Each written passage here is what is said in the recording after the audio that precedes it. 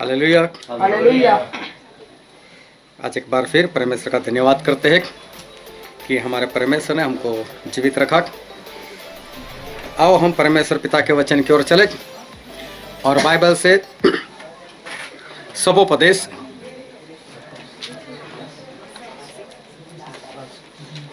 सबोपदेश उसका पहला अध्याय सभा शिक्षक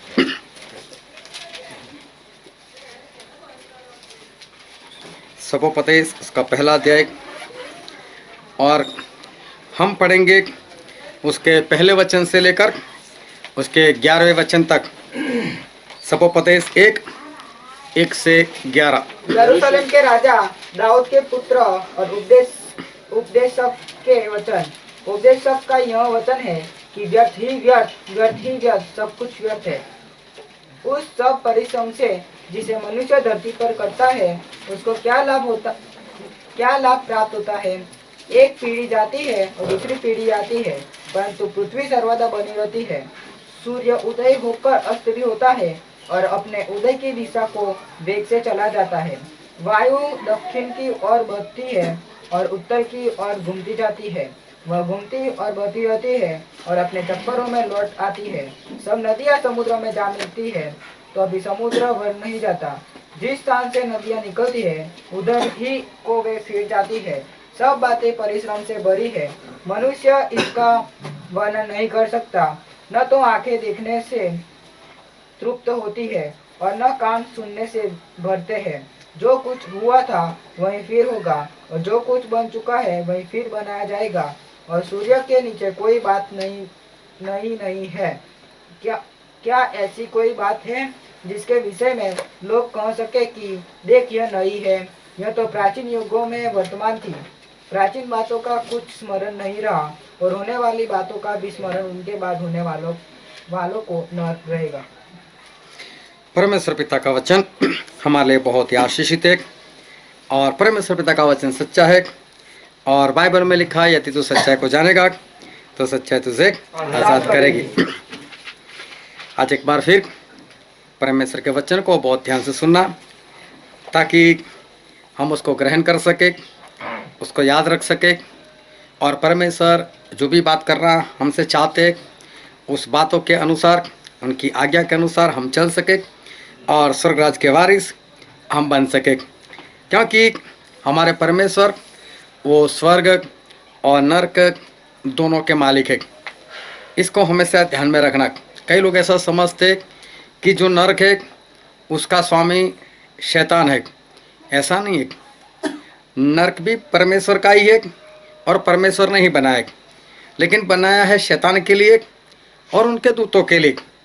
क्योंकि कई लोग पैसा कमाने के लिए हो सकता है या तो अपना नाम कमाने के लिए हो सकता है, ऐसे वीडियो बना कर रखते थे, ऐसी बातें लिख कर रखते थे कि परमेश्वर मुझे नरक में लेकर गए और वहाँ पर शैतान था, शैतान लोगों को ऐसे परेशान करता था, वैसे परेशान करता था। अरे नरक तो खुद उसको परेशान करने के लिए बनाया गया है। वो नरक का राजा नहीं कि वो किसी को लेकर जा सके वहाँ पर। नरक में डालने वाले भी परमेश्वर है और स्वर्ग में डालने वाले भी परमेश्वर, जिसका जैसा काम।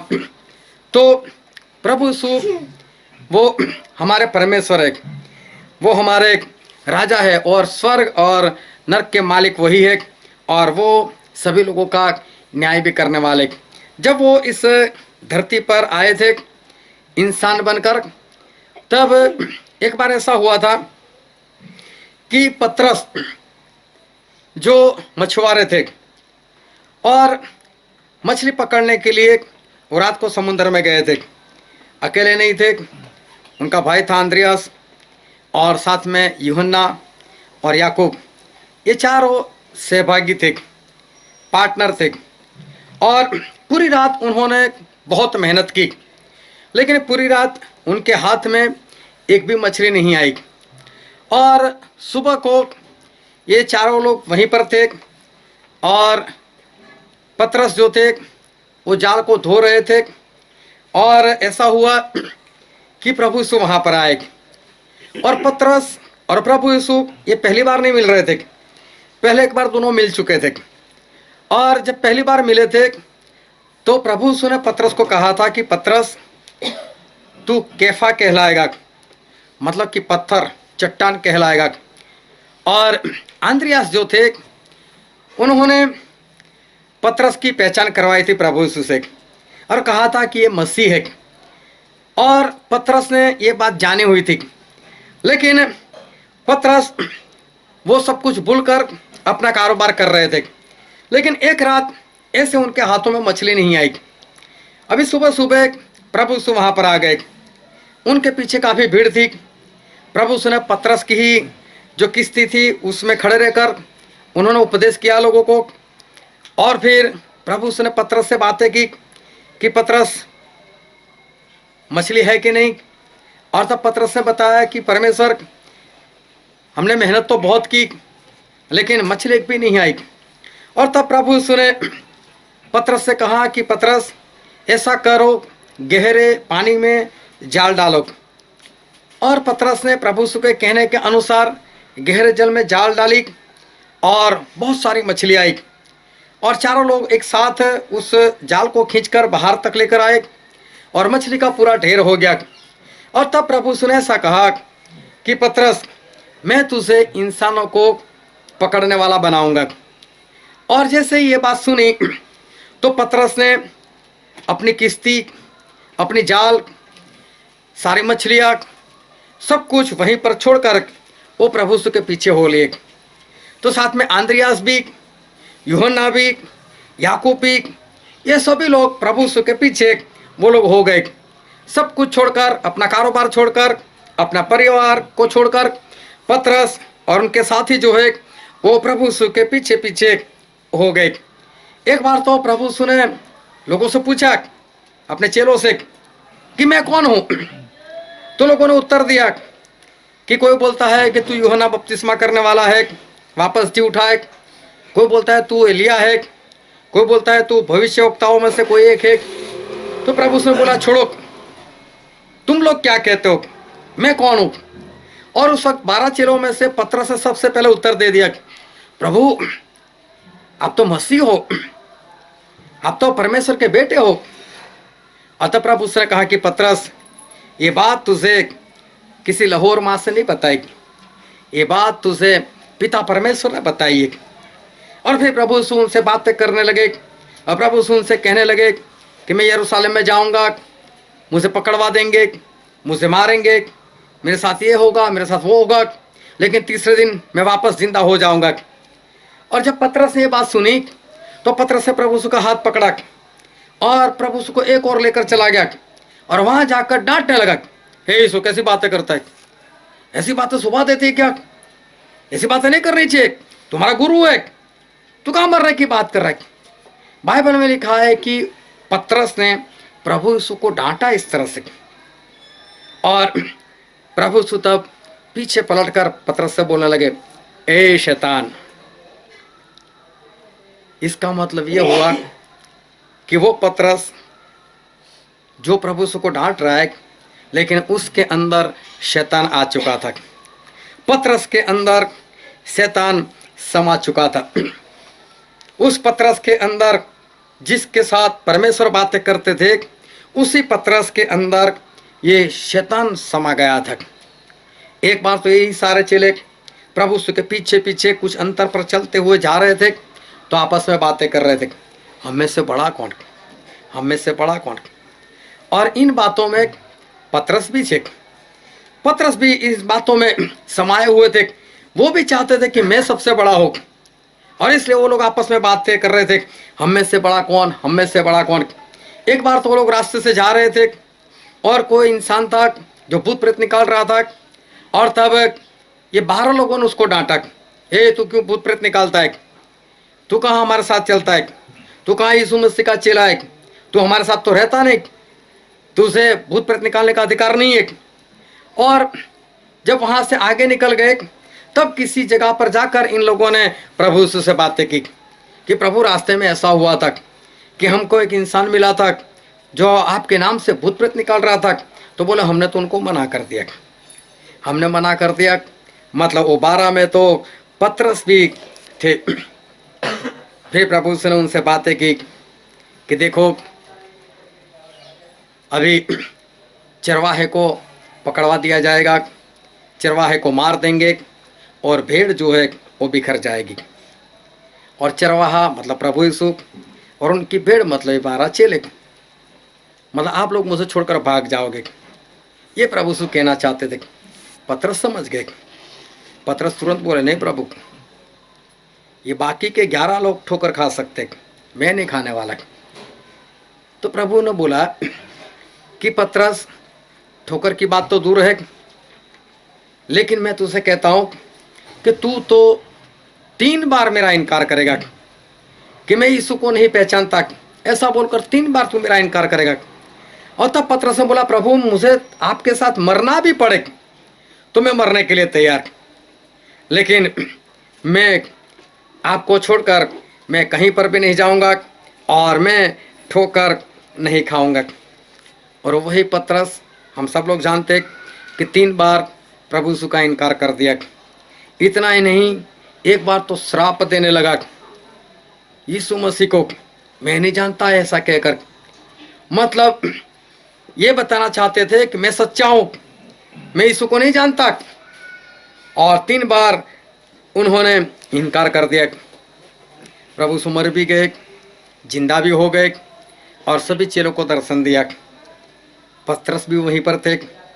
पतरस ने भी दर्शन देखा कि हाँ प्रभु यीशु जिंदा हो गए। थोमा वहां पर नहीं थे, तो थोमा के लिए प्रभु यीशु दूसरी बार आए। पतरस दूसरी बार भी थे। पतरस ने 2 बार देखा प्रभु यीशु को। लेकिन उसके बाद वही पतरस बोलते हैं सारे चेलों को, मैं मछली पकड़ने के लिए जा रहा हूँ। तो चेले बोलते, तू जा रहा है तो हम भी आ रहे। और पतरस सभी को लेकर वो मछली पकड़ने के लिए चले गए। उस रात भी उनके हाथ में कुछ नहीं आया। सुबह हुई, प्रभु से एक बार फिर आए, फिर एक बार चमत्कार। लेकिन उस वक्त प्रभु यीशु ने खाना खाने के बाद पतरस से बात की और पतरस को कहा कि पतरस, क्या इन सभी से ज़्यादा तुम मुझसे प्रेम करता है? और तब पतरस ने कहा कि हाँ प्रभु, आप जानते हो मैं आपको हित करता हूँ। प्रेम नहीं बोला था पतरस ने। और फिर ऐसा हुआ कि प्रभु यीशु ने 3 बार सवाल किया और तीनों बार पतरस का एक ही उत्तर था। और वो उत्तर ये कहना चाहता था कि मैं प्रेम नहीं कर रहा, मेरे अंदर आपके ऊपर प्रेम जो है वो नहीं है। ऐसा जीवन वो पतरस का था। बहुत ध्यान से परमेश्वर के वचन को समझते रहना। ये पतरस का जीवन था, जो प्रभु यीशु के चेले थे, जो सब कुछ छोड़कर प्रभु यीशु के पीछे निकल पड़े थे। अपना परिवार और अपना कारोबार छोड़कर प्रभु यीशु के पीछे निकलने वाले पतरस का जीवन कुछ ऐसा था।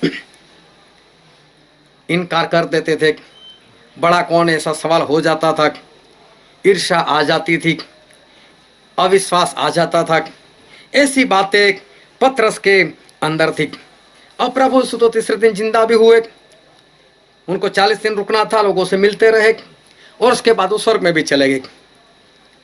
अब प्रभु यीशु उनके साथ नहीं थे। अब प्रभु यीशु स्वर्ग में चले गए। लेकिन उसके बाद पतरस जो थे उनके ऊपर सारी जिम्मेदारी आ गई।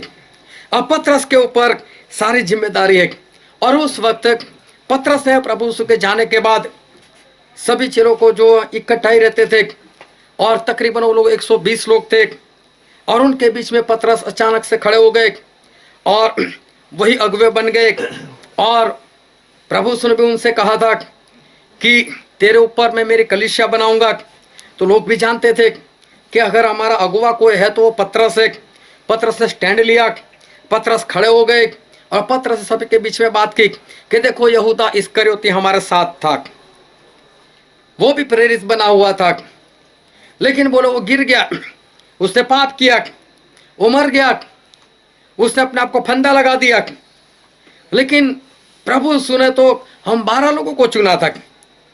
और बोले भजन संहिता में ऐसा लिखा है उसके लिए कि उसकी जगह कोई और ले ले। बोले तो बोला अभी यहूदा इस्करियोती की जगह किसी को लेनी पड़ेगी। तो अभी लोग 120 थे।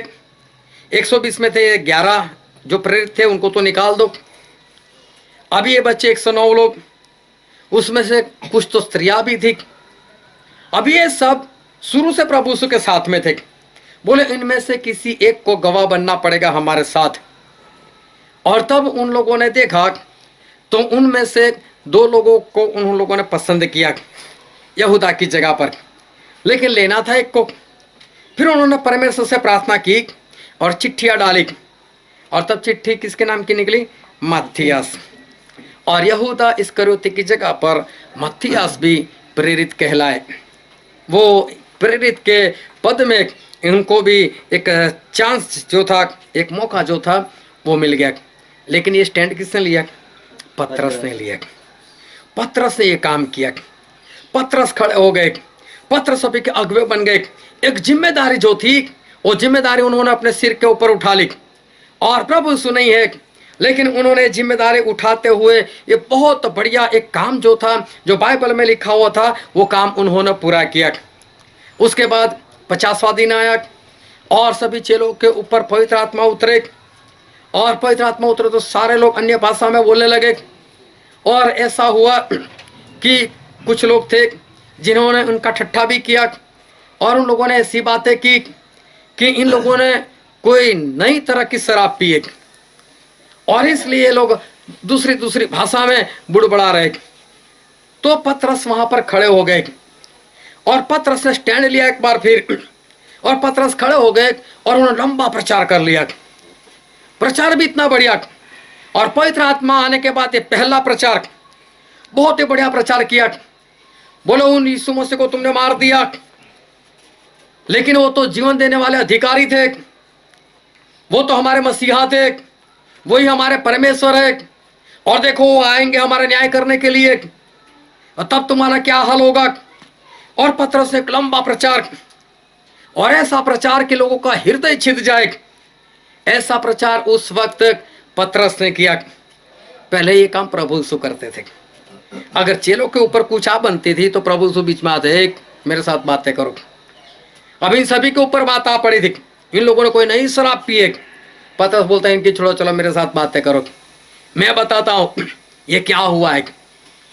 और पतरस ने स्टैंड लिया, और सभी की जगह पर वो खड़े हो गए, और उन्होंने एक अद्भुत प्रचार किया।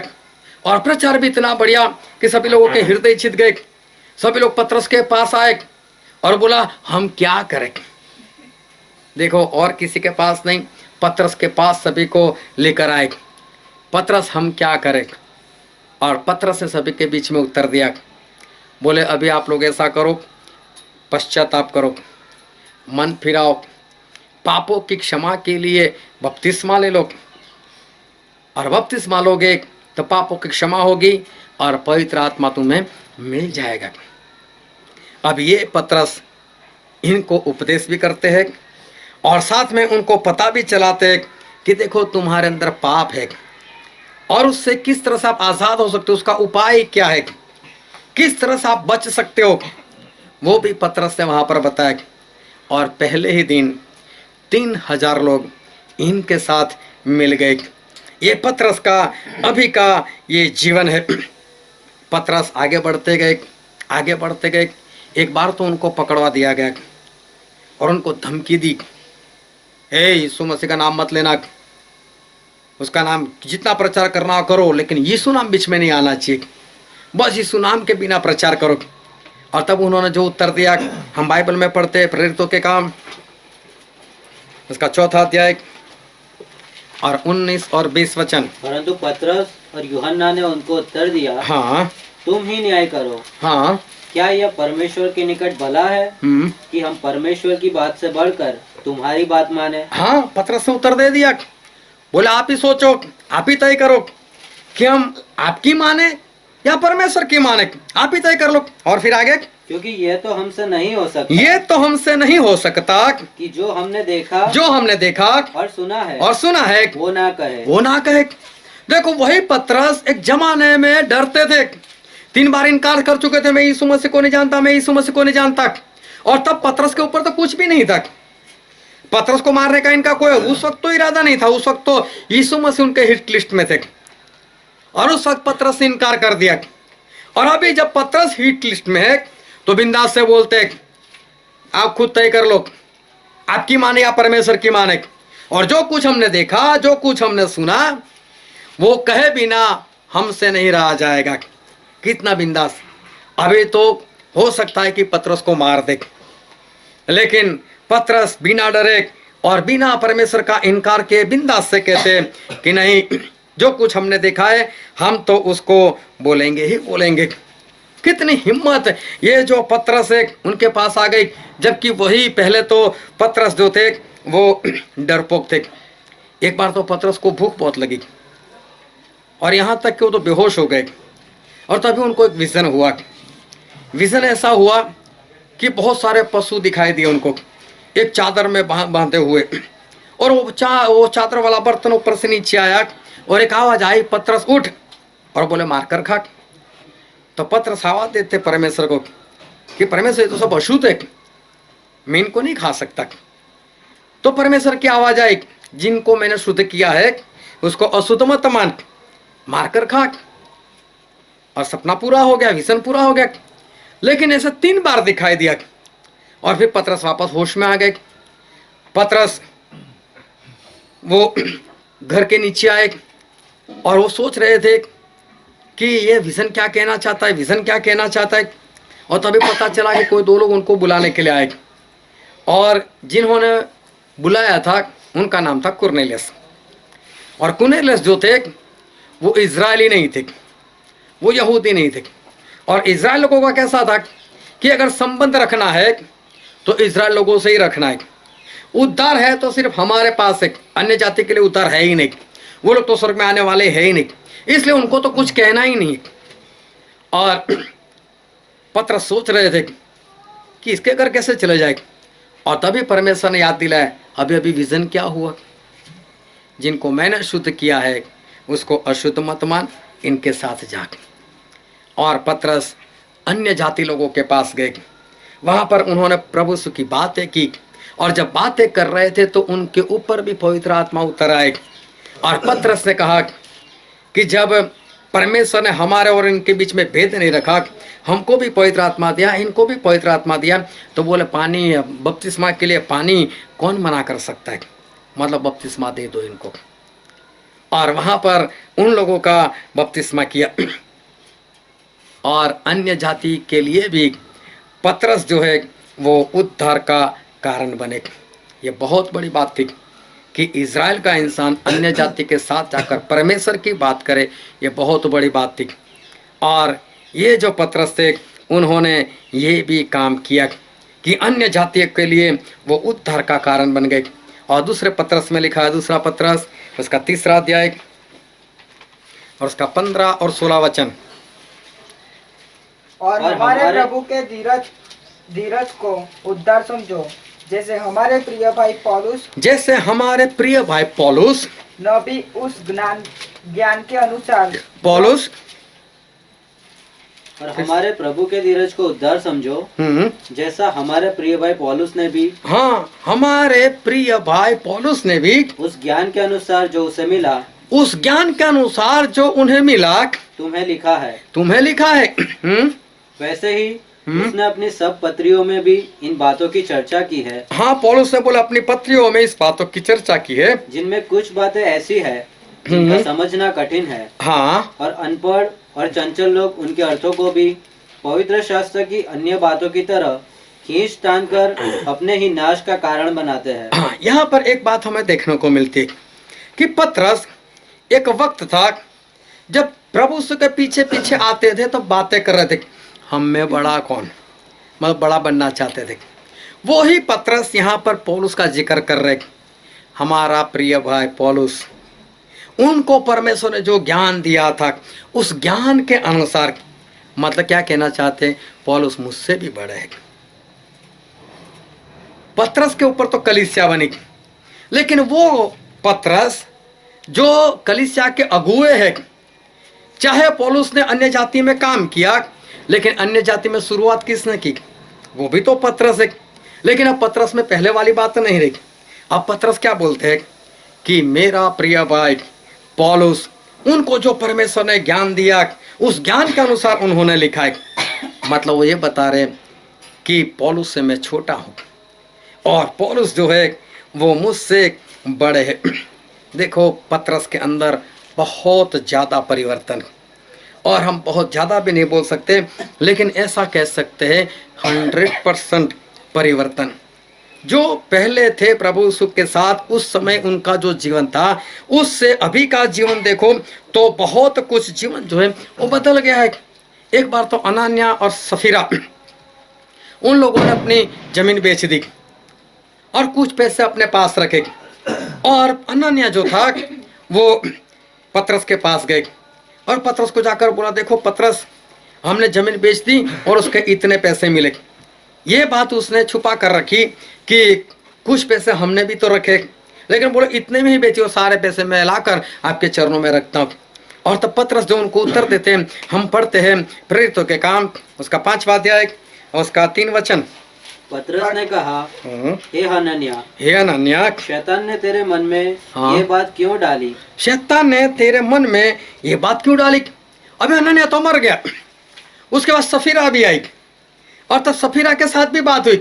सफीरा ने भी वही उत्तर दिया जो उसके पति ने उत्तर दिया था, और पतरस उनसे भी बात करते हैं। और 9वां वचन पढ़ो तो 9। पतरस ने उससे कहा, ये क्या बात है कि तुम दोनों ने प्रभु के आत्मा की परीक्षा के लिए एका किया? हाँ, बोले तुम दोनों लोगों ने मिलकर ऐसा काम क्यों किया कि पवित्र आत्मा को झूठ कहे?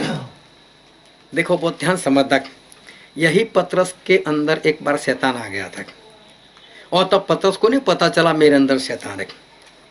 और अभी देखो अनन्या के अंदर शैतान, शफीरा के अंदर शैतान, और ये ऐसा वैसा शैतान नहीं है जो बाल बिखरा दे, ऐसे ऐसे झूमने लगे, कुछ भी बोलने लगे और देखने से कोई भी बता सकता है इसके अंदर शैतान की आत्मा है। ये तो सीधे सीधे आते, हम तो दान लेकर आए, दान देने वाला भी शैतान हो सकता है। और पतरस ये भी जान गए, पहले खुद के अंदर शैतान समा गया था, नहीं पता चला था, और अभी दूसरे किसी के अंदर होता है तो भी पतरस जो है वो बता सकते हैं कि हाँ इसके अंदर शैतान की आत्मा समा गई है। पतरस बहुत आगे बढ़े। जो पतरस ने इनकार किया था प्रभु यीशु का, वो अभी प्रभु यीशु के लिए मरने के लिए तैयार है। यही है सही नया जन्म। हालेलुया। इसको बोलते हैं नया जन्म। नया जन्म मतलब पुरानी सारी बातें निकल गई। नया जन्म मतलब सारी बातें नहीं आ गई। जो पतरस के जीवन में पहले हमको दिखाई देता था, उनमें से एक भी बात अभी नहीं दिखाई देती, और दिखाई देती है तो पुराने जीवन में जो बातें थी उसके विरोध की बातें, जो पहले शैतान की बातें थी, अब सारी परमेश्वर की बातें ये पतरस में दिखाई देती है। इसको कहते हैं नया जन्म। नए जन्म के बारे में बहुत ध्यान से समझना कि नया जन्म हम सभी के लिए बहुत ही जरूरी है। नया जन्म होना हम सभी के लिए बहुत ही जरूरी है। क्यों नया जन्म हमारे लिए जरूरी है? क्योंकि बाइबल में लिखा है, यूहन्ना उसका 3 अध्याय और उसका 3 वचन। यीशु ने उसको उत्तर दिया कि मैं तुझसे सच सच कहता हूँ, यदि कोई नए सिरे से न जन्मे तो परमेश्वर का राज्य देख नहीं सकता। यहाँ पर ऐसा लिखा है कि यदि कोई इंसान नए सिरे से ना जन्मे, मतलब उसका नया जन्म ना हो, तो क्या लिखा है? स्वर्ग को देख नहीं सकता। यहाँ पर बहुत स्पष्ट लिखा है, जाने की बात दूर है, लेकिन नया जन्म नहीं तो स्वर्ग देखने को भी नहीं मिलेगा कि कैसा है। फिर उसके 5वें वचन में क्या लिखा है?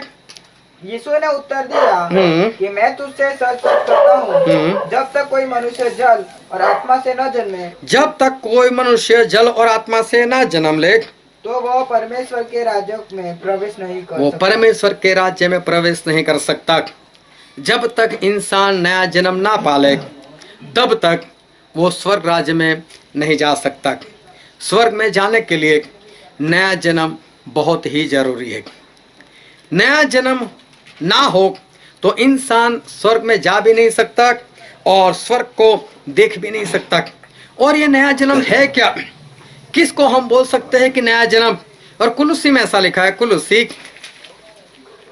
उसका 3 अध्याय और उसका 9 और 10 वचन।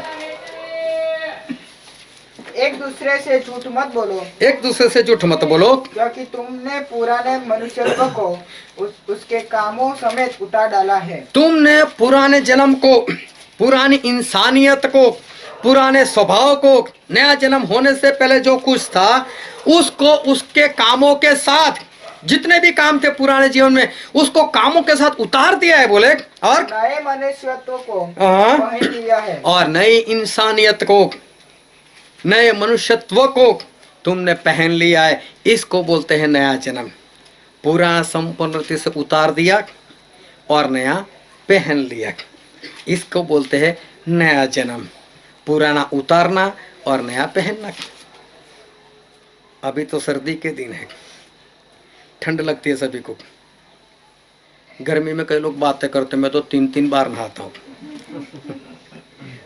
अभी सर्दी में 1-1 बार। और गर्मी में क्या होता है, पसीना हो जाता है, कपड़े गीले हो जाते। एक इंसान धूप में खड़ा था, बोले क्यों धूप में खड़ा है? बोले पसीना हुआ, सुखाने के लिए खड़ा हूँ। वहाँ नहीं सूख सकता। अभी तो सर्दी के दिन है ना, कल ऐसा करना, सुबह नहाना और जो आज कपड़े पहने वही पहन लेना, और अगर नया पहनना चाहते हो तो उसके ऊपर पहन लेना। कैसा लगेगा? अच्छा लगेगा। नए पहनने के लिए पुराना उतारना पड़ता है। नया जन्म वही है कि जिसमें पुराना उतार दिया हो। ये नकाब वाली बात नहीं है कि एक के ऊपर एक पहन लो, अंदर कुछ और बाहर कुछ और। इसको नया जन्म नहीं बोलते। इसलिए परमेश्वर कहते हैं कि नया जन्म का मतलब ये है कि पुराने इंसानियत को, पुराने मनुष्यत्व को उतारा है और नए को पहना हुआ है। नए में पुराने वाली कोई बात नहीं है। इसको बोलते हैं नया जन्म। फिर इफिसी में लिखा है, इफिसी उसका 4 अध्याय और उसका 24 वचन। और नए मनुष्यत्व को पहन लो, जो परमेश्वर के अनुरूप सत्य की धार्मिकता और पवित्रता में सृजा गया है। हाँ, नया मनुष्यत्व जो है वो तो पवित्रता में बनाया गया है। इसका जो सृजन हुआ है वो तो पवित्रता में हुआ है। इसका मतलब जो पुराना मनुष्यत्व था, पुरानी इंसानियत थी, उसमें पाप था, उसमें शैतान की बातें थी। लेकिन नई इंसानियत, नया मनुष्यत्व, नया जन्म, वो तो कहाँ से है? वो तो पवित्रता से है। उसमें पवित्रता भरी हुई है। फिर कुलुस्सी में लिखा है उसका 3 अध्याय और 12, 13, 14 वचन। इसीलिए परमेश्वर के चुने हुए कीनाई जो पवित्र और प्रिय है, हाँ, बड़ी करुणा और भलाई, करुणा, भलाई और दीनता और दीनता और नम्रता और नम्रता और सहनशीलता धारण करो। और सहनशीलता धारण करो, मतलब कि पहन लो। अब परमेश्वर बोलते हैं कि नए इंसान बन चुके हैं, नया जन्म हो चुका है, तो इस बातों को पहन लो। फिर आगे, और यदि किसी को किसी पर दोष देने को कोई कारण हो तो एक दूसरे की सह लो, एक दूसरे के अपराध क्षमा करो। यहाँ पर लिखा है कि सहन करो, एक दूसरे को क्षमा करो, और प्रभु ने तुम्हारे अपराध क्षमा किए वैसे ही तुम भी करो। हाँ, फिर जो और इन सब के ऊपर प्रेम को जो सिद्धता का कटिबंध है, हाँ, बांध लो। सबसे ज्यादा बोले प्रेम है, इन सब से ऊपर प्रेम को भी पहन लो। कितनी बड़ी बात बोलती। ये है नया मनुष्यत्व, ये है नया जन्म, प्रेम को पहन लो। और फिर लिखा है रोमन में उसका 13वां अध्याय और उसका 14 वचन।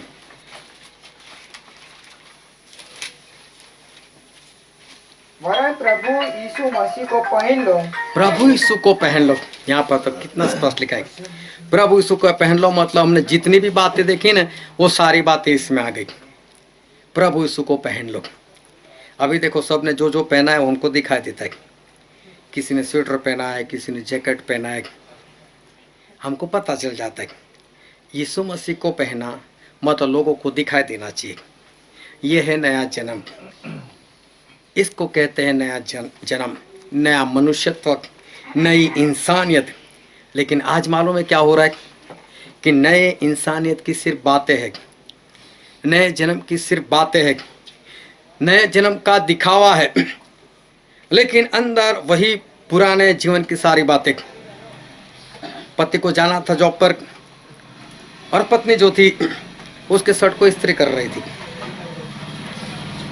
और पति के पास आई बोले मेरे से गलती हो गई। बोले क्या?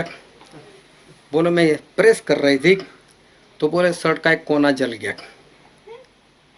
बोले बस मत डर, कोई बात नहीं, मेरे पास दूसरा शर्ट है ना वैसा ही, मैं वो पहन लूँगा। बोले मुझे मालूम ही था कि आपके पास दूसरा शर्ट वैसा ही है, तो मैंने भी क्या किया, उसमें से टुकड़ा निकाल कर इसके साथ जॉइंट कर लिया।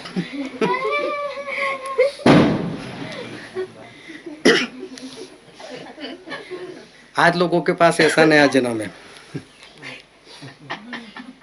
तोड़ तोड़ कर जॉइंट कर दिया है पुराने में, लेकिन नया जॉइंट किया, दिखावा कैसा है नया, लेकिन अंदर से वही बातें।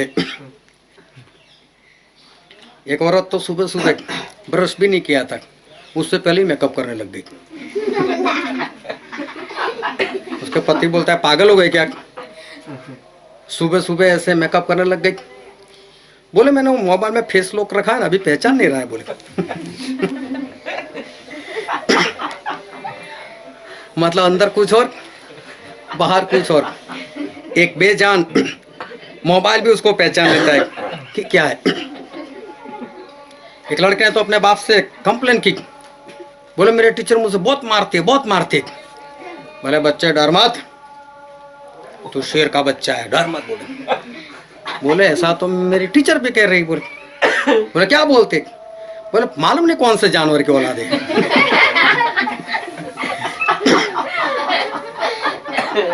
अभी नया जन्म पाया तो परमेश्वर की औलाद दिखनी चाहिए ना, लेकिन वो बात दिखाई नहीं देती।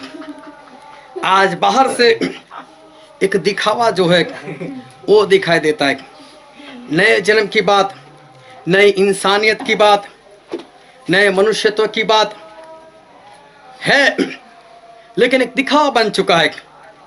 बाइबल से पढ़ा है, बाइबल से जाना है, लेकिन इस तरह से नए जन्म को पेश करते हैं कि अंदर कुछ और बाहर जो दिखाई दे वो नया नया बस। लेकिन नया जन्म इसको नहीं कहते। नए जन्म का मतलब पुराना कुछ भी नहीं होना चाहिए, उसको बोलते हैं नया जन्म। इसलिए प्रभु ने मूसा से कहा था, हम बाइबल में ही पढ़ते हैं, निर्गमन का पुस्तक उसका 12वां अध्याय उसका पहला और दूसरा वचन।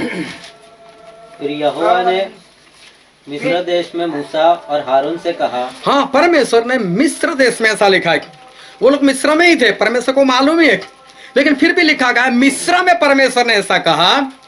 ये महीना तुम लोगों के लिए आरंभ का ठहरे। ये महीना तुम्हारे लिए आरंभ का ठहरे। उस वक्त जिन लोगों ने बाइबल स्टडी की ऐसे लोग बोल रहे, मुझे नहीं मालूम कि वो जो महीना था उनके कैलेंडर में 7वां महीना था, और परमेश्वर अचानक से मूसा और हारून से कहने लगे कैलेंडर बदल दो। बोले अभी ये जो 7वां महीना भी 7वां नहीं, ये पहला महीना बन जाए, मतलब नया साल शुरू। हालेलुया। हमारे घर में भी कैलेंडर बदल गए, नया साल आ गया, 2021 एक नया साल लग गया। क्यों परमेश्वर ने इनको ऐसा बोला कि ये महीना तुम्हारे आरंभ का महीना ठहरे? क्यों ये पहला महीना? आज तक जितने भी चमत्कार हुए, लेकिन फिर उन्होंने बोला जाओ तुम गुलाम के गुलामी रहे, लेकिन आज जो चमत्कार होने वाला है उसके कारण ऐसा होगा कि फिरौन बोलेगा जाओ अब तुम गुलाम नहीं, आज से तुम आजाद, अब तुम मिस्र के वासी नहीं, अब तुम यहां से कनान देश के वासी बनने के लिए निकल जाओगे। आज से तुम्हारा नया जीवन शुरू होने के लिए जा रहा है, और इसलिए कैलेंडर बदल दो। तुम्हें याद रहना चाहिए कि कब आप लोग बाहर निकले थे, तो बोले हम तो पहले महीने बाहर निकले थे, हम तो जब हमारा कैलेंडर बदला तभी हम लोग बाहर निकले। आसानी से याद रख सकते हो। अभी मैं कैलेंडर बदल देता हूँ, पिछले 6 महीने जो आपने गुलामी में बिताए उसको भूल जाओ, आज से तुम्हारा नया जन्म हो रहा है। पूरे इज़राइल लोगों को नया जन्म परमेश्वर दे रहे थे, इसलिए बोला कि अपना कैलेंडर जो है वो कैलेंडर बदल दो। आज तक बहुत गुलामी की, अब गुलामी से आज़ाद हो जाओ, और तुम्हें कोई भी काम जो है वो नहीं करना है। अब ये लोग बिंदास से वहाँ से निकल गए, फिर उनसे आज़ाद हो गए, परमेश्वर उनको छुड़ा लिया। ये गुलाम थे, अब नहीं है। पूर्ण रीति से जीवन में परिवर्तन। गुलाम थे, अभी आज़ाद है। अभी मिस्र देश में थे अभी वहां से रास्ते में है, पूरा जीवन इनका बदल चुका है। ये लोग वहां से बाहर निकल आए, अभी इनको पानी मिल रहा है, अभी इनको खाना भी मिल रहा है, अभी कितना भी चलते हैं इनके पैरों में सूजन नहीं आ रही है, इनको कोई बीमारी नहीं लग रही है। पहले कपड़े खरीदने पड़ते थे, अभी उनकी साइज के हिसाब से कपड़े भी बड़े होते जाते, अब उनको कपड़े की जरूरत नहीं, बीमार हो नहीं रहे, अस्पताल की जरूरत नहीं है, खाने के लिए कमाई करने की जरूरत नहीं, ऊपर से रोटी आती है, पीने के लिए टंकी की जरूरत नहीं है, कुआं खोदने की जरूरत नहीं है, मेहनत करने की जरूरत नहीं है, अपने आप परमेश्वर पानी बहाते हैं और इन लोगों को मिलता रहता है। देखो कितना परिवर्तन, 100% परिवर्तन जो है वो इनके जीवन में आ गया। परमेश्वर ने पूरी परिस्थिति अपनी ओर से बदल दी, लेकिन रास्ते में इनका जीवन देखो, परमेश्वर ने उनकी परिस्थिति तो बदल दी, लेकिन रास्ते में अगर इनका जीवन अगर हम देखते तो इनका जीवन कैसा था। हम पढ़ते हैं गिनती के पुस्तक में उसका 11वां अध्याय, गिनती उसका 11वां अध्याय और उसका 5 और 6 वचन। हमें वे मछलियां स्मरण है हाँ, ये लोग इजराइल लोग ऐसा बोलते हैं, हमें वो मछलियां याद आती है जो हम मिस्र में सेंध मेंध खाया करते थे। हाँ, मिस्र में हम मुफ्त में खाया करते थे। क्या फिरौन इतना मेहरबान हो गया था इनके ऊपर कि इनको मुफ्त में मछली खिलाते थे? गुलाम थे ये लोग, लेकिन गुलामी की अवस्था में हो सकता है कभी खाए हो सकता है पैसा इकट्ठा कर कर मछली लेकर आए हो, और वो भी उनको याद आती है क्या यार वो भी जीवन था, हम तो मछलियां खाते थे। फिर और वे खीरे और खरबूजे, खीरा मतलब जो हम ककड़ी खाते हैं ना उसका एक प्रकार होता है। और खरबूजे हाँ। और गंदने हाँ। और प्याज हाँ। और लहसुन भी। हाँ, बोले हम तो पूरा मसाला डालकर बिंदा से कचुम्बर बना कर खाते थे। हमें तो वो याद आ रहा है मिस्र में क्या मजा आता था। कभी देखना विश्वासी और आत्मिक लोग पुराने जीवन की बात करें, बहुत मजा किया हमने तो, मजा नहीं किया, वो तो बर्बादी वाला जीवन था। लेकिन पुराने जीवन की बात करते हैं जैसे उस वक्त तो क्या मजा किया हमने, मतलब मसीह में आकर सारा मजा निकल गया क्या? ये लोग पुराने जीवन की बात करें, वो याद आता है मिस्र देश। मिस्र देश में क्या बढ़िया आनंद था। और यहाँ तक कि उसके 14वें अध्याय में पता पढ़ो, गिनती 14 और उसका 4था वचन। फिर वे आपस में कहने लगे, आओ हम किसी को अपना प्रधान बना ले और मिस्र को लौट चले। देखो उनको मिस्र याद आ रहा है, बोले ये आजादी क्या है, चलो वापस मिस्र में चलते हैं। पुराने जीवन की याद और पुराने जीवन में जीना चाहते। परमेश्वर ने तो पूर्ण रीति से इनको बदल दिया था, इनकी परिस्थिति परमेश्वर ने बदल दी थी, लेकिन इनको तो वही पुराना जीवन जो है वो जीवन इनको याद आता है। बार बार उनके जीवन में मिस्र मिस्र मिस्र, चलो वहां पर चलते, मिस्र में चलते। आज कई लोग हैं कि जिनका नया जन्म तो हो चुका है, लेकिन अभी भी पुरानी बातें जो है वो याद आती रहती है और वहीं पर लौटना इनको मन करता है। ये तो अच्छा है, रास्ते में थे और मूसा का अगुआ थे, इसलिए वापस जाने की हिम्मत नहीं होती थी, वरना ये लोग तो वापस भी चले जाते। लेकिन आज कहाँ पर मूसा है, आज तो बिंदास से कोई भी जो है वो बाहर तो निकल जाता है, लेकिन वापस वो वहां चले भी जाते। अभी लॉकडाउन बहुत भारी हो गया, मीटिंगें समाप्त हो गई, होल नाइट भी खत्म हो गई, लेकिन परमेश्वर का धन्यवाद कि होल नाइट वापस शुरू हो गई। बहुत चाहते थे कि होल नाइट करे और रास्ता खुल भी गया और हम लोग पूरी रात जो है प्रार्थना में बैठने भी लगे, वो भी इकट्ठा होकर। परमेश्वर का बहुत धन्यवाद। लेकिन किसी ने किसी के साथ बात की, ये कौन है, किसने शुरू कर दिए? लो होल नाइट शुरू की, अच्छा नहीं लगा, और वो भी होल नाइट में आकर बात हुई। बात भी होल नाइट में आकर हुई। गुजराती भाषा में कौन डायो बन्यू,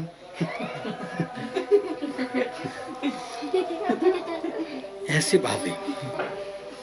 अरे यार होल नाइट कितनी बढ़िया बात थी। दिल दुखी होता था कि हम रात को बैठ नहीं पाते, घर में किया करते थे प्रार्थना, लेकिन सब जो साथ में बैठकर प्रार्थना होती उसमें जो आनंद आता है और उसमें जो एक मन होने को मन करता है कितनी बढ़िया बात है। प्रभु यीशु पूरी रात प्रार्थना करते थे, अकेले अकेले करते थे, तो हमको तो कितनी करनी चाहिए, लेकिन पसंद नहीं आता होल नाइट। इसका मतलब क्या? बाहर से दिखावा है नए जन्म का, लेकिन अंदर वही पुरानी बात है, अंदर वही पुरानी बात है।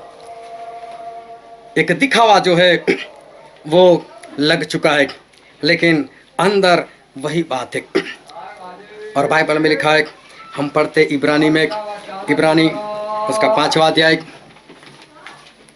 और वहाँ पर परमेश्वर का वचन ऐसा कहता है, हम पढ़ते उसका 11 और 12 वचन, इब्रानी 5 के विषय में हमें बहुत सी बातें कहनी है, हाँ, जिनका समझाना भी कठिन है, इसलिए कि तुम ऊंचा सुनने लगे हो। बोलो तुम ऊंचा सुनने लगे हो। सही मतलब ये है ऊंचा सुनना, मतलब किसी के आगे जोरों जोरों से बोला तब उसको सुनाई देना। इसका मतलब क्या हुआ? उसके कान कमजोर हो गए। तो ये वचन ऐसा कहना चाहे, तुम सुनने में धीमा हो चुके हो, अब सुनते नहीं हो। ये कान की कमजोरी नहीं बता रहे, ये मन के कान की बात कर रहे। सुना तो सब देता है, मन की शब्द क्या है सब पता चलता है, मानना नहीं है। समझ तो सब आता है, बाइबल में क्या लिखा है, सेवक क्या सिखा रहे सब मालूम है, लेकिन करना नहीं है। ऐसे लोगों के बारे में परमेश्वर बोलते हैं तू सुनने में धीमा हो चुका है।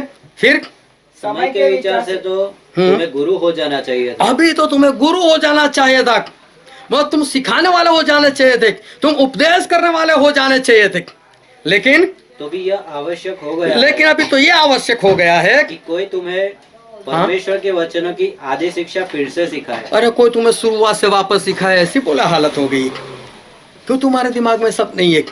अभी तो तुम प्रचार करने वाले बन जाने चाहिए थे। एक भाई को मैंने बोला आप प्रचार करो ना, मेरा अभी तो पूरा ही हुआ था, बोला ना ना ना ना ना। अरे मैंने बोला इतना जल्दी ना, बोला क्या? बोले आपके सामने नहीं बोल सकता, मेरे सामने नहीं बोल सकता। मैंने बोला जहाँ परमेश्वर हाजिर है उनके सामने ना तो बिंदास से बोल सकते हो, तो फिर मेरे सामने भी तो बोलो, उसमें कौन सी बड़ी बात है। लेकिन बोले नहीं, आज भी देखो मीटिंग होती है, हम इकट्ठा होते हैं, कई बार बाहर भी मीटिंग होती है, लेकिन हर बार मैंने पहले भी बताया, आज भी एक बार फिर से बताता हूँ कि ज़्यादातर मैं ही लोगों को बताता हूँ मीटिंग है, आना आना, लेकिन सामने से कोई पूछता नहीं मीटिंग है कि नहीं। हाँ, सोमवार और मंगलवार हो तो ठीक है, अगर मैसेज जाने में अगर देरी हो गई तो कोई पूछ लेते हैं आज नहीं है क्या, ना हो तो कुछ आराम तो कर ले। लेकिन जो सामने से एक अंदर एक तलब होनी चाहिए, वो तलब जो है वो दिखाई नहीं देती। आज हम नए साल में प्रवेश कर चुके, और नए साल में वैसे देखने जाओ तो आज ये दूसरी मीटिंग है और तारीख है आज 4, और आज हम नए साल में ये दूसरी मीटिंग कर रहे हैं। लेकिन सही में क्या 2021 उसको हम नया साल बोल सकते? पिछले साल भी तो जनवरी था, उसमें भी तो पहली तारीख थी, उसमें भी तो 4 तारीख थी, उसमें भी जनवरी के बाद फरवरी ही आया था, यहाँ पर भी जनवरी के बाद फरवरी आने वाला है। तो फिर हम कैसे कह सके कि नया साल है? बस गिनती बदल गई, लेकिन हर बार वहाँ पर जनवरी, फरवरी, सोमवार, मंगलवार, बुधवार वही आता रहता है। नया नए साल में आया क्या? और नया जन्म भी कुछ इस तरह से हो जाता है, बस 20 की जगह पर 21 आ गया, लेकिन अंदर वही बात जनवरी, फरवरी, सोमवार, मंगलवार। नई चीज़ें देखने के लिए जाओ तो नई चीज़ दिखाई नहीं देती, सिर्फ नाम बदल गया। पहले अविश्वासी गिने जाते थे, अब विश्वासी लोग बोलते। पहले आत्मिक नहीं थे, अभी लोग आत्मिक बोलते। पहले 2020 बोलते थे, अब 2021 बोलने लगे, लेकिन अंदर क्या? तो बोले वही जनवरी फरवरी, काम वही का वही, चाहे विश्वासी चाहे आत्मिक नाम बदल गया। बहुत ध्यान समझ से रहना। और प्रेरितों के काम में लिखा है, हम पढ़ते हैं उसका 2 अध्याय और उसका 44 और 45 वचन। और वे प्रेरितों से शिक्षा पाने में, और वे प्रेरितों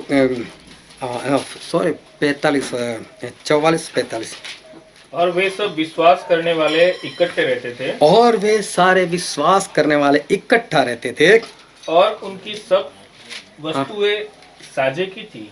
उनकी सब वस्तुएं कैसी थी? साझे की थी। मतलब कि किसी की नहीं होती थी, वो सभी की होती थी, किसी एक की नहीं, सभी की होती थी। फिर और वे अपनी अपनी संपत्ति हम्म, और सामान बेचकर जैसी जिसकी आवश्यकता होती थी हाँ। बांट दिया करते थे। हाँ, सभी लोग क्या करते थे? उनके पास जो कुछ होता था ना, वो बेच देते थे और बेचकर प्रेरितों के पास रख देते थे। और जिनको जैसी जैसी जरूरत होती थी तो वो लोग अंदर जो है वो बांट दिया करते थे, जिसको जितनी जरूरत। फिर कोई ऐसा नहीं बोलता था मैंने 10 लाख दिए, तुमने 5 लाख तो उसी को दे दिए। ऐसा नहीं था। ये सभी लोग कैसे थे? एक साथ में रहते थे, एक मन के थे। कोई भी चीज ऐसी नहीं थी कि ये चीज मेरी है, ना वहां पर मेरा था ना वहां पर तेरा था, लेकिन कैसा था? हमारा था वहां पर। तो वहां पर ना मेरा ना तेरा, लेकिन हमारा था। फिर 4 अध्याय में लिखा है, प्रेरितों के काम उसका 4 अध्याय और उसका 32 वचन। और विश्वास करने वालों की मंडली हाँ एक चित्त हाँ। और एक मन के थे। हाँ यहाँ तक कि कोई भी अपनी संपत्ति अपनी नहीं कहता था, हाँ। परंतु सब कुछ साझे का था। देखो, कोई ऐसा नहीं बोलता था ये मेरा। Hallelujah, hallelujah, hallelujah. हालेलुया। बहुत ध्यान से समझना। ये लोग कभी ऐसा नहीं बोलते थे ये मेरा है, लेकिन क्या बोलते थे? हमारा है, हमारा है। इसका मतलब क्या हुआ मालूम है? अगर किसी के पास बाइक है और दूसरा जाएगा तो उसके घर में बैठकर दिखेगा कहाँ पर चाबी रखे, चाबी उतारे और अंदर डालकर वो किक मारकर चला जाएगा, कुछ भी ना पूछे। क्योंकि जिससे खरीदी है उतना ही अधिकार, जिससे नहीं खरीदे उसका भी उतना ही अधिकार। लेकिन गलती से कोई करे तो ये कैसा विश्वासी है? बोलेगा उसको, ये कैसा, तू कैसा विश्वासी, ये कैसा विश्वासी? घर पर आकर मुझे पूछे भी ना, मेरे घर में आकर लेकर चला गया हो तो। ये सही में वक्त है कि साथ में अपने आप को जांचते रहना कि अगर मैं विश्वासी हूं, अगर मैं एक आत्मिक हूं, अगर मैंने नया जन्म पाया हुआ है, तो क्या मेरे अंदर ये बात है? क्या मेरा है या तेरा है या हमारा है? आज मेरे पास जो है क्या वो मेरा है या हमारा है? ये विश्वासी लोग जो थे वो किस तरह से रहते थे? ना तेरा ना मेरा पर हमारा। इसको बोलते हैं नया जन्म। लेकिन अभी भी कैसा होता है? मेरा और तेरा, हमारा तो भूल ही जाना। मेरा और तेरा, लेकिन हमारा जो है वो दिखाई नहीं देता। कितने वक्त से हम प्रार्थना कर रहे कि हमारे पास एक जगह हो। कितने लोगों ने ये सोचा कि स्टैनली भाई की जगह नहीं होगी, ये हमारी जगह होगी। कितने लोगों ने ये समझकर हर रोज सुबह शाम उसके लिए प्रार्थना की। वो तो मैं जबरदस्ती करवाता हूं, खास विनती में करो यार, करो, हमें जगह मिल जाए। लेकिन कितने लोग ऐसे, कितने लोगों ने उपवास के साथ प्रार्थना की, कितने लोगों के अंदर है तलब। वो तो स्टैनली भाई किराए से रहते हैं ना, उनको जरूरत है यार, हमें कहाँ जरूरत है? नाम तो उनका लिख दिया जाएगा पीछे, हमारा कहाँ है? ये तो उनका है। एक विश्वासी लोग हम कैसे होने चाहिए? अगर नया जन्म हमारा हुआ है तो सही में कैसा होना चाहिए? और ध्यान से परमेश्वर के वचन जो है उस वचन को समझते रहना। एक अविश्वासी परिवार था, 2 भाई और एक बहन, माता और पिता। माता पिता बूढ़े हो गए, समझो कि उनका वक्त आ चुका था। बड़ा भाई था, वो था इंजीनियर। लड़की जो थी वो भी अपने पति के घर में खुश थी, बहुत कुछ था उसके पास। माता पिता ने सभी को इकट्ठा किया। छोटा भाई जो था पढ़ा लिखा नहीं था ज़्यादा, इसलिए वो मजदूरी करता था, उसको जॉब पर जाना था। लेकिन बाप ने अपनी मेहनत से घर बहुत अच्छा बनाया था, घर बढ़िया था। और वो लोग इकट्ठा हुए। माता पिता ने बोला सब लोग यहीं पर रहो मेरे साथ। लेकिन छोटे लड़के ने बोला मम्मी मैं नहीं रुक सकता, मेरी जॉब है, मुझे जाना पड़ेगा, नहीं तो मुझे तो निकाल देंगे। मेरी जॉब इतनी भारी नहीं, मेरी कमाई इतनी ज़्यादा नहीं, मुझे जाना पड़ेगा। बोले बेटे तेरे बड़े भाई को बुलाया, तेरी बड़ी बहन को बुलाया, और ये जो बंगला है हमारा उसका बंटवारा करना है। तो बोले मम्मी मेरी बड़ी बहन है, मेरा बड़ा भाई है, वो जो करेंगे अच्छा ही करेंगे, नहीं मुझे यहाँ रुकने की क्या जरूरत, मैं जाता हूँ, वो जो करे मुझे मंजूर है। चला गया। और अब बचे एक भाई और एक बहन, दोनों आपस में बातें करते। बहन बोलती है मेरे पास तो सब कुछ है, मेरा पति अच्छी कमाई करता है, मुझे पैसे की ज़रूरत नहीं, मुझे घर की भी ज़रूरत नहीं, मुझे इसमें से हिस्सा नहीं चाहिए, मेरे हिस्से में जो आता है ना भाई तो छोटे भाई को दे देना। और बड़ा भाई बोलता है मेरे पास तो खुद मैं तो बना कर बैठा हूँ, मेरे पास भी है, पूरा का पूरा छोटे भाई को दे दो। एक अविश्वासी परिवार में ऐसी बातें कि जिसके पास नहीं है उसको दे दो। कितना प्रेम, सही में ये प्रेम तो विश्वासी लोगों में होना चाहिए। ये हमारे वाली बात वो तो हम आत्मिक लोगों के जीवन में होनी चाहिए। लेकिन अफसोस की बात है कि जो दिखना चाहिए वो आज दिखाई नहीं देता। मेरा है, तेरा है, लेकिन हमारा नहीं है। सुलेमान राजा बहुत धनवान थे और ज्ञानी भी बहुत थे।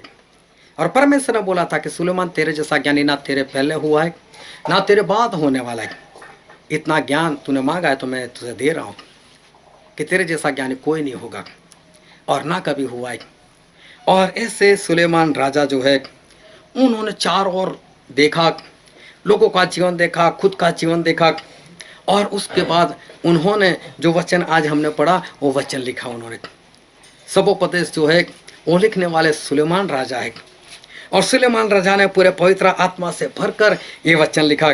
और सुलेमान राजा क्या बोलते हैं, हम एक वचन पढ़ते हैं उसमें से, सबोपदेश उसका पहला अध्याय उसका 9 वचन। जो कुछ हुआ था वही फिर होगा, और जो कुछ बन चुका है वही फिर बनाया जाएगा। देखा, सुलेमान राजा ने बहुत लोगों के जीवन को देखा होगा। बोले यही बात होती है, कुछ नया नहीं होता है, दिखावा होता है, वही पुरानी बात घूम घूम कर आती रहती है, वही पुराना जीवन चक्कर चलाते रहता है, नया कुछ भी नहीं बोले। वही पुराने वाली बात जो है और पुराने वाली बात वो आती रहती है। सिर्फ नया जन्म तो एक बात है, एक दिखावा है, लेकिन अंदर से वही पुरानी बात जो है वो बात आ जाती है। एक बार मैं रोड से कहीं पर जा रहा था और रास्ते में बहुत बड़ी भीड़ थी और सभी लोग मालूम नहीं एक दूसरे को धक्का मार रहे थे। मैं बोला हुआ क्या, और देखा तो एक इंसान जोरों जोरों से चिल्ला रहा था। बोले लेडीज ड्रेस रेडीमेड 20 रुपये में, और पैकेट भी लगाया हुआ था। मैंने 20 रुपये में कैसे हो सकता है ड्रेस, और देखा सभी लोग ऐसे झपट पड़े, सब खत्म। ड्रेस ही नहीं वहाँ पर, सभी के हाथ में जितना है ना उतने ले लिए, बोले मेरे हाथ में नहीं आएगा, मेरे हाथ में, जिसके पास जितने आए फिर पैसे दे दिए सभी को। ड्रेस खुलकर लोगों ने देखा तो ऊपर वाला हिस्सा ही नहीं है, पीछे तो फटे पुराने कपड़े। 20 रुपये में वो ड्रेस हो सकता है, लेकिन पैकिंग ऐसे किया था कि फ्रंट वाला तो बहुत बढ़िया दिख रहा था। जिनके हाथ में नहीं आया उनको तो ऐसा लगा हम गए यार, लेकिन सही में जिनके हाथ में है उनको पता चला हमारे हाथ से गया। झाड़ू पोछा लगाने के लिए भी योग्य नहीं था। पैकेट में बाहर से नया और अंदर से वही पुराना। और अगर पुराना होगा, पुराना जीवन होगा, नया जीवन नहीं होगा, नई इंसानियत नहीं होगी, नया मनुष्यत्व नहीं होगा, नया जन्म नहीं हुआ होगा, तो एक बात ध्यान में समझ लो कि यूहन्ना 3 और 3 में हमने पढ़ा, नया जन्म नहीं तो स्वर्ग को देख भी नहीं सकते। नया नहीं तो स्वर्ग हमारे लिए नहीं, स्वर्ग कोई भी इंसान जो है वो नहीं जा सकता। और इसलिए नए बन जाओ, 2021 की तरह नहीं, वही जनवरी फरवरी चलता रहता है, सोमवार मंगलवार चलता रहता है, लेकिन सही में नए बन जाओ। सही में नया जन्म जो है वो नया जन्म पालो। पहले खुद के लिए जीते थे, अभी दूसरों के लिए जीना शुरू करो। पहले खुद के लिए काम करते थे, आप परमेश्वर के लिए काम करने वाले बनो।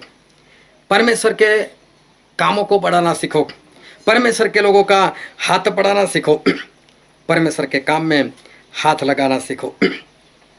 नए बन जाओ। अगर नए नहीं बनोगे तो स्वर्ग नहीं जा सकोगे। और इसलिए एक बार फिर से पढ़ते सपोपदेश, इसका पहला अध्याय और उसका 9 वचन।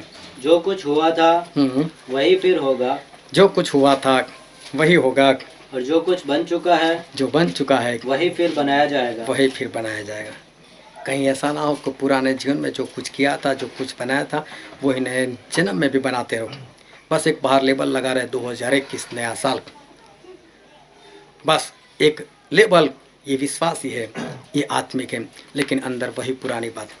अगर नया जन्म है, आत्मिक हो, विश्वासी हो, नया जन्म पाया हुआ है, नया मनुष्यत्व है, नई इंसानियत है, तो पुरानी सारी बातों को निकाल कर फेंक दो और सारी नई बात आनी चाहिए। अब ना मैं, अब ना तू, ना मेरा, ना तेरा, पर हमारा होना चाहिए। अगर ऐसा नहीं हुआ तो एक बात ध्यान में रखना कि परमेश्वर स्वर्ग में आपको अलग से जगह नहीं देने वाले। ये तेरी, वहाँ तक कैसा होगा, ये हमारा का, वहाँ पर परमेश्वर है। 2400 किलोमीटर जो वहाँ पर लिखा है नया यरूशलेम, 2400 किलोमीटर, लेकिन एक ही दिया, और वो दिया चारों ओर एक समान प्रकाश देता है।